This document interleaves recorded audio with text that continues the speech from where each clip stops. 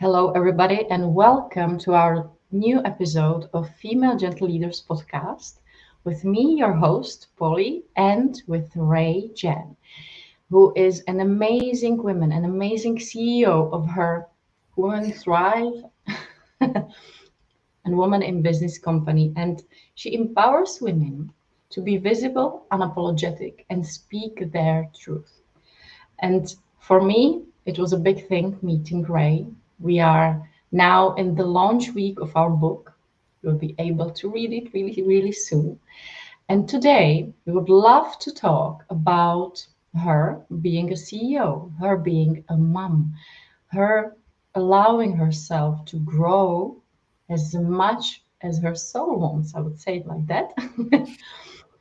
And really being unapologetic about it and allowing herself to grow even further than it's okay for me to earn this much and to have a little company. And this is what we would love to share. And of course, we will be sharing about our book too. So, Ray, welcome. I'm so happy you're here. Thanks, Polly. Good to be here. Good to be talking to your audience today about being unapologetic. This is what I want for every woman to be unapologetic about her desires, about what she wants, about her growth, and really stepping into the next version of herself because she truly can. And I'm here to share my story of how I've done it. Yeah, and tell us before we dive into your story, what do you do now? Like, mm, I shared, how do you help us? But what do you feel is your mission and how does your business look like now? Yeah, well, it has been quite a few years. I become an entrepreneur at the age of 21. And at first, I couldn't really find that aligned purpose, that passion, what it was that was going to become my business. I started quite a few businesses, but nothing quite took off the way this. What I do today took off from day one. So I started hosting events for women in 2017, and I wasn't very creative, I must admit. I didn't have a better name than to call this event Women in Business.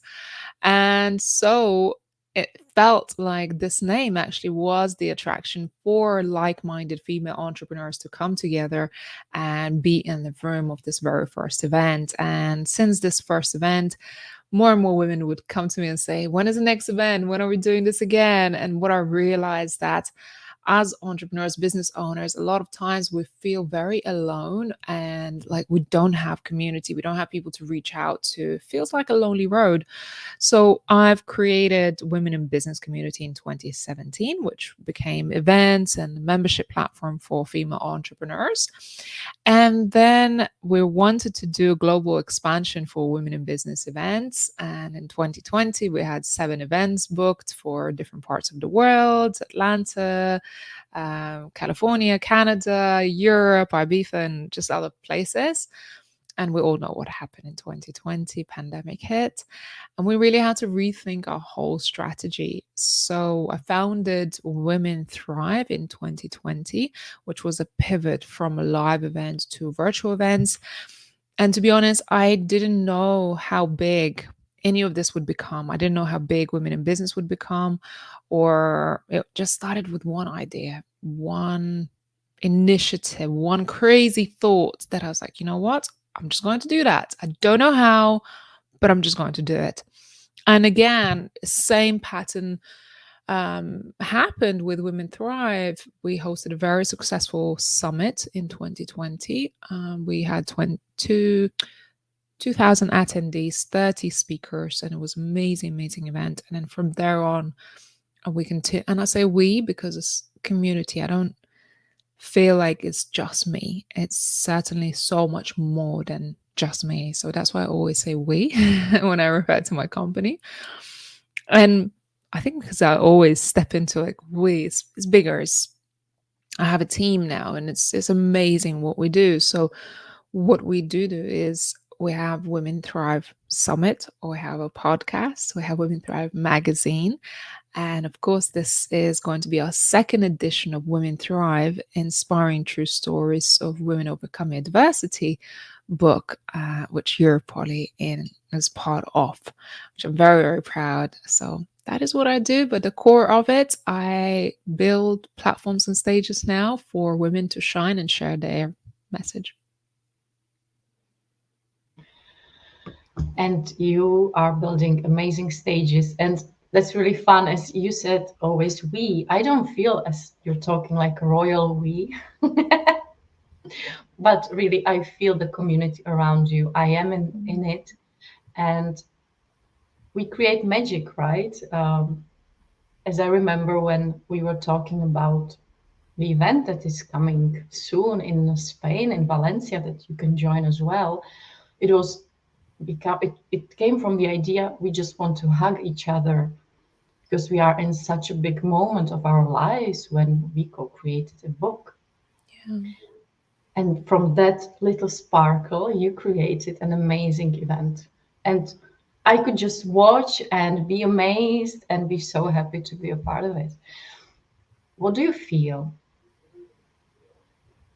helped you during your life to listen to your intuition and do the steps? Because they are not easy.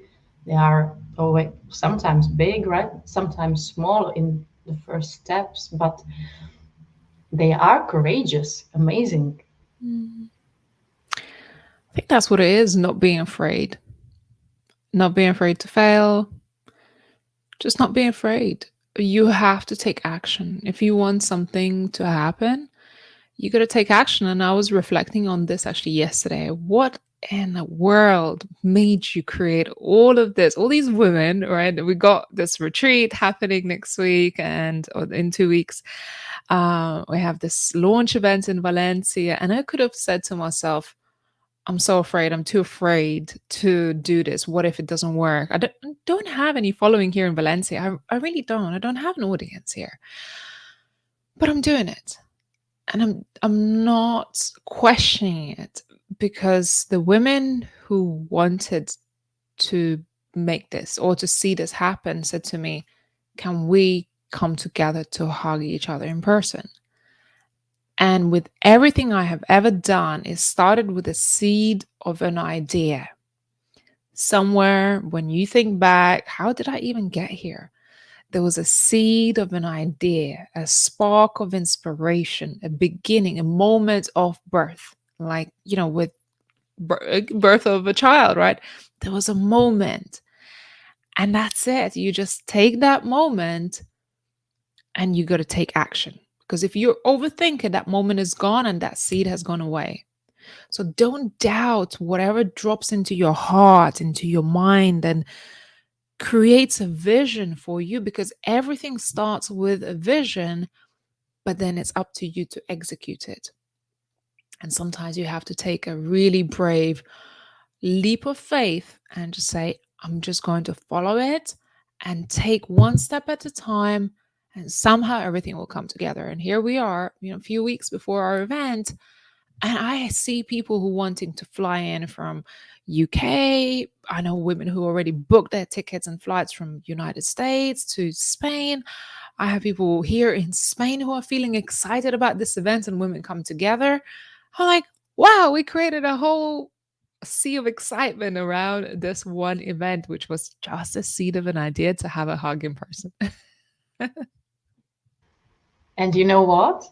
I got my husband learning Spanish in these Amazing. days He because even he's picked up the enthusiasm. yeah. He's coming with me. He's so excited. And uh, during his breakfast, he's learning Spanish. So I was just watching him and saying, wow, really? That's so amazing. There you go. You spark other people when you feel excited about something, when you're creating something magic, you get other people excited and they want to be part of it. So, like, why not do it? And this is why we wanted to talk about you being a CEO and doing these big steps. Because when I work with my clients, I think we are really similar with you about the not being afraid of doing the big steps. I do them by myself as well. But with my clients, I often feel that they get stopped. And not, sometimes by the fear, sometimes by the belief that if they grow too much, if they grow beyond them and a VA or a little team, they will lose themselves in the business. They will lose their lives, lose their time with their family, or anything like that. And that stops them from growing further, for having that amazing reach and shine how they could. Mm. What helped you with that? Or did you ever experience that? It's so interesting. I just want to say you're not going to lose anything. If anything, I am on the other side of taking the steps to grow my business to the point where I don't have to be in my business anymore. I don't have to do all the things that I used to do before. I've created freedom. And if you're going to work towards something so hard and you have that vision, just know that on the other side of you really empowering yourself and others in your business, there's freedom. But it requires trust and faith. Trust in your own abilities that you're able to be the leader and execute and hand it over, because you won't be able to hold all the reins forever if you want to grow to that stage. You just won't be able. You have to let it go. So I had to come to terms of that. I have to let it go and allow other people run the show in my business to very, very intricate parts, which I never thought I would hand it over to anybody else. I have an in-house coach. I have other people working with my clients. I have other people doing sales, onboarding people. I don't really touch every part of my business anymore. We have a magazine. I don't get involved in any part of that magazine, any part at all, other than doing the final check and doing editor's notes every month and receive the magazine to check if it was nice on the other side as a customer, right? And then you have to trust your team. You gotta trust your team. You hand it over, and I tried to come back after I gave birth to my daughter, and I tried to come back and start running the show. And one of my team members said to me, Ray, does that mean I'm out of job? I said, why? What do you mean? No. She said, it feels like you're coming back and you're taking back the reins. You know you hired me to do the job. Why you don't trust me? Why is it that you're doing all the parts that you used to do? You wanted to change the shape of your business. You did. Why are you stepping back to do things that you're not supposed to be doing? And it really dawned on me. It almost made me feel like I'm unwanted. And I told my partner, I was like, my team has dismissed me, told me that I shouldn't be doing this. He said, well, isn't it why you worked so hard to get to that place? Isn't it a testament of your leadership and your success? I'm like, yeah, but like, you have to grow up in your own business. And I feel like I grew up and I'm looking back, I was like, I still miss that part of holding all the reins. But I know it's impossible if you want to grow and scale. You can't keep hold of all the reins. I feel it's really often about letting go of control. And yes, you were used to something, right? How the business worked, and you worked towards that goal of letting go. And after your baby was born, the reality hit. And our systems are, I think it's normal, right? To just get back to where I left. And it's so amazing that you have such an amazing team that they were brave enough. You're scary too sometimes to tell you, like, Ray, okay, what's They were. happening? They were. And they were like, do I still have a job? And I was like, we don't mean to tell you what to do. You can, of course, do whatever you want to do. You're the leader, but we're just reminding you that, and it's so beautiful and refreshing to like, yeah, I didn't work this hard to build a team and empower them to then come back and try to run a show again. No, I have to be okay with a new role. And that allows me the freedom now to do the fun things that I want to do, like hosting retreats, coming up with new ideas, and innovating and initiating and working on my clients and do public speaking. This is what I get to do now instead of answering administrative emails or doing things I don't enjoy doing in my business. And that's the real CEO for me. And I see it in my business when I get asked how I start, because I'm not where you are. I'm, I don't know, a few steps back, a few years back. It doesn't matter. But for me, it helped already from the beginning, started to plan how I would love to work, how my business should look like, and what are my responsibilities and where they are not. So, for example, I don't even have access to my business email from the start. They just send me the emails or print them out if they need my thoughts on it, or they want to share with me what others, if they write to me, for example, personally. But that was something that really already from the start helped me so much to let go of control right away. So I wouldn't have to then release it, because I know it's sometimes really hard. Yeah. So thank you for that. Thank you for sharing, because I know you have a little daughter. She's now what, 2 months? Maybe more, three? Yeah. What do you feel? How did it change? Because now you said in your business, how did it change for you, your life with such an amazing little baby that I'm watching? She was a huge reason for this big transformation and for me stepping into this role and realizing that not only I have to let go, but also I have to grow. Which a lot of people might be afraid, like, okay, you step into motherhood, how are you going to grow? But for me, this was a catalyst. Before I had her, or no, before I even started to plan for children, my belief system was that, well, we can't do it all, we can't have it all. Um, and I thought, well, if I'm going to have children, I'm going to have to give up some things that I want to do, like some of my dreams, or have to take a big break from my business. And actually, it wasn't the case. When I got pregnant, I was really motivated. And that is what allowed me to organize my business in such a way that doesn't require me. It allowed me to scale and grow and empower other people, hire. I've gone from like 4 or 5 people in my team to 14 in a matter of those 9 months. And I'm very happy to say that I've achieved that goal. And now she's even bigger motivation for me to keep succeeding, keep doing what I'm doing and continuing to grow because I'm leaving legacy for her. And she's my huge motivation. Of course, I'm very lucky to have help and support from my family, which I wouldn't be able to do all of these things that I am doing without the support, which is, everybody says it takes a village to raise a child. And it really is true. We can be CEOs, but if you don't ask for help, you're not going to be that CEO that you desire to be, because you got to learn how to ask for help and not be the superwoman that carries everything on your own shoulders. You need help.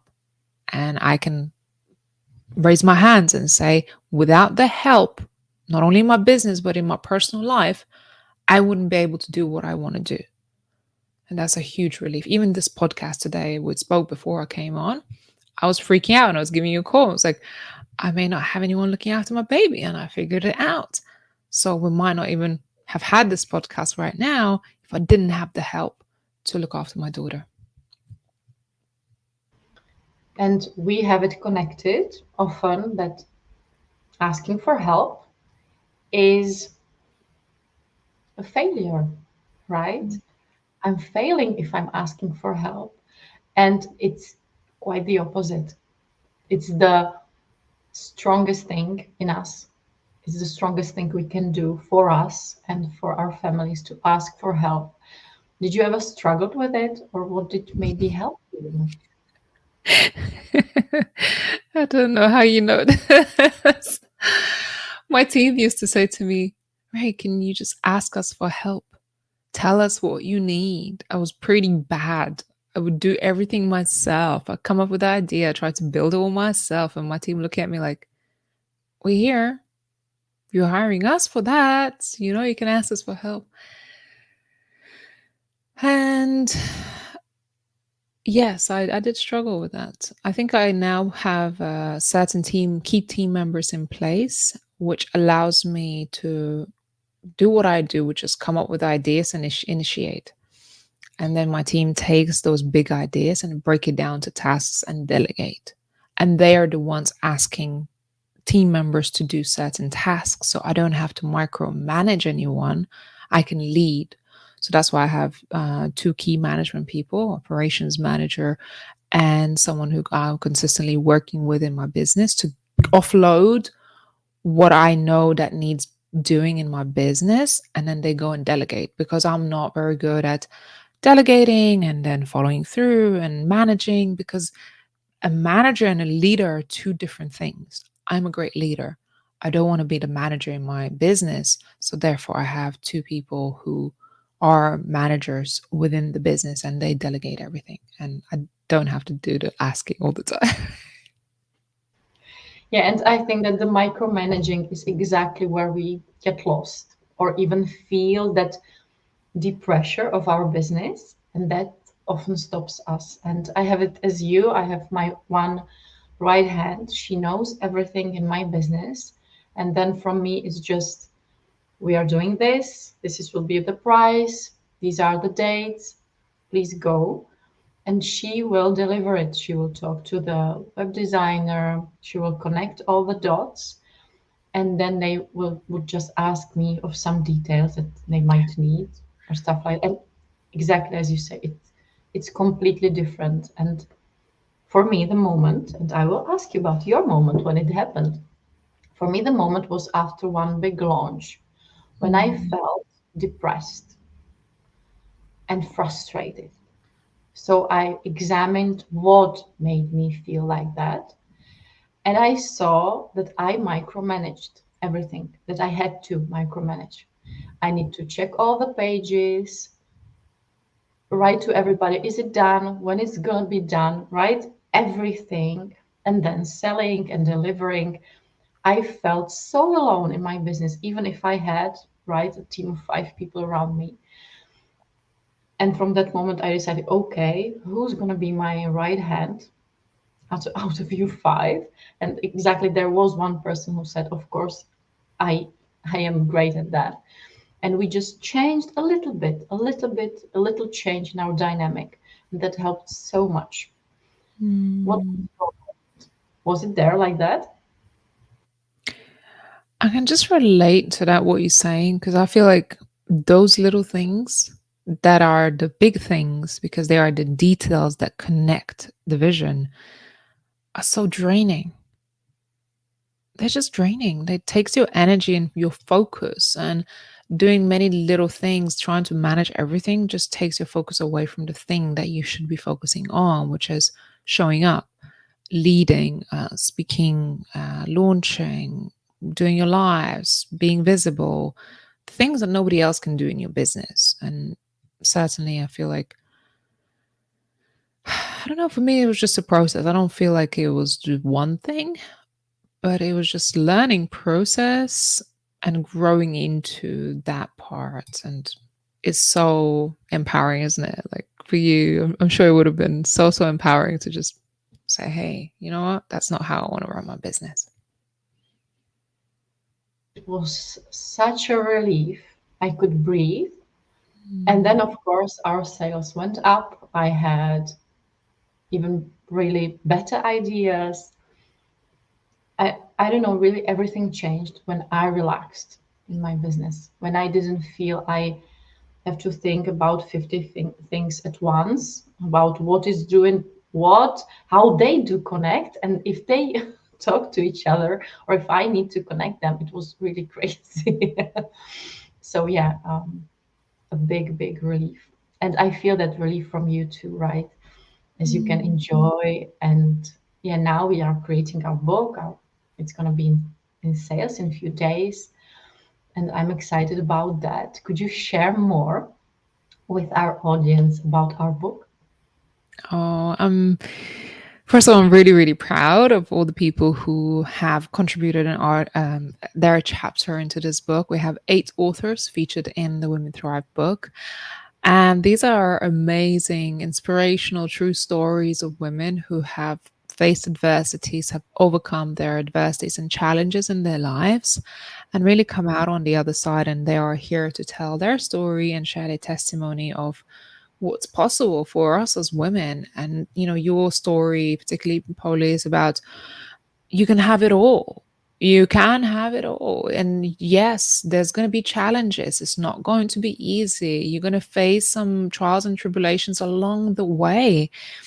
But you really candidly share about your own struggles and your own journey of how many times you had to change the course, how many times you have had to, so to speak, fail or give up your vision to start something else, to build, and then eventually figure out how you can have it all without sacrificing so many precious things in our lives, like family, like quality time, like our values, to be successful, not having to burn out. So that's what I love about your chapter. But the whole book is filled with beautiful, inspiring stories of women sharing their own unique experiences, not just in business, personal life as well. And I personally share stories of my life that I've never ever shared before with anyone, not even speaking, or, it's just only people who have seen me through certain parts of my life have actually observed me go through it. But I share about my history of women who have overcome even bigger challenges than me and have been able to be examples to me, and why I do this work of empowering women. Why is it so important to me? And the things that I have had to face in my life that made me even more determined and resilient to keep fighting for us as women and keep supporting each other and building the platform that I have built today. I really love our book. I don't think there's more I can say about it because I feel every story is connected. That's the really magical part. When I read all the other chapters and I started to read yours a few days before, and somehow we connect, even if we didn't know each other, even if we are from all around the world, we somehow connect. And that's the amazing thing that Yeah. we were supposed to be in that book like that. And there's something there for each of you, each of us, that will help us grow, heal, maybe even just feel understood and heard. And that's something I would love for every woman to experience to while reading it. Yeah. I always say there's so much more that unites us than separates us. And what I've learned from hosting events and doing books like this, that when you share a story, when you share your story, when you hear other people share their stories, you start to see snippets of your own life in their experiences. And you start to realize that you're not alone, or you weren't never alone going through a particular experience. And that other people may have had it worse, or, have had to face bigger challenges or overcome bigger things. All of a sudden, our own problems don't seem so bad anymore. And like, then suddenly we can relate. We can relate to each other. Even if I haven't, say, I haven't experienced some of the things that some of these women share in our book, I'm glad that I haven't, or I pray that other women would not have had to face such challenges. But to some extent, I can resonate and relate to some parts of their stories to my own. And I think that's a powerful thing about us sharing our stories.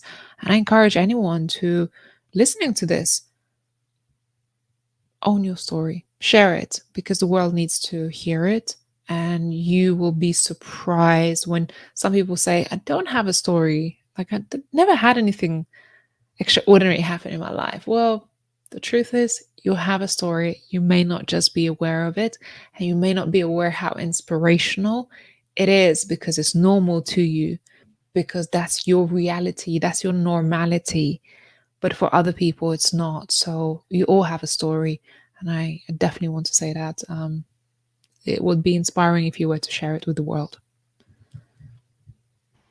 Thank you for that. And thank you for living your mission. I would say it like that. Because thanks to you, we can really share our story. And it's not always easy, but it's worth it. 100%, million percent, it's really worth it. And there is a reason it all happened, right? For each of us. And there is somebody on the other side that needs to hear it. Mm.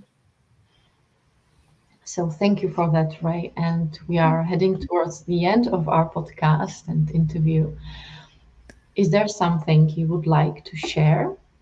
Maybe how we can connect with you, or yeah, something if you feel that there is something that needs to be said.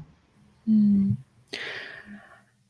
I want to invite every woman to step into her purpose, because you are here for a reason and you are assigned a seed of an idea, a mission, a purpose, and the world are really, really waiting for you to take the ownership of that idea and take action and not be afraid. Every inspiration requires action. And I just encourage you to, if you feel inspired by this conversation alone, take action. There was a reason why you're listening to this right now. There was a reason why you had that download, that idea, that thought. Don't wait. Don't allow yourself to overthink it. Take action. And what I want you to do is go and grab yourself this book. It's launching 2nd of November. It's called Women Thrive, Inspiring True Stories of Women Overcoming Adversity, Volume 2, featuring Polly and myself and many other amazing, beautiful women, and be part of our launch. We have a launch event virtually as well as in person in Spain and Valencia, mid November, 18th of November, and just connect with our community. So head over to womenthrivesummit.com/book, grab yourself the book, and be part of our community and events. We have lots of amazing free events and events that you can participate in person as well. And just surround yourself with other inspirational people and share your story in whatever capacity that you can, because your story needs to be told and heard. And you have no idea how you can transform lives just by answering the calling, stepping into a purpose, and sharing your story and your greatness. Thank you for that, Ray. And thank you for being here, for sharing everything you shared. It was amazing. And I believe all of you here with us today, listening or watching, um, comment, tell us what you are taking from it. And follow me for more, because we will be talking with more of my co authors. You already met some, and you will be meeting other ones even after Ray. So let's enjoy this amazing adventure. Thanks, Polly. Good to see you. Thank you, Ray. Have an amazing day, you all.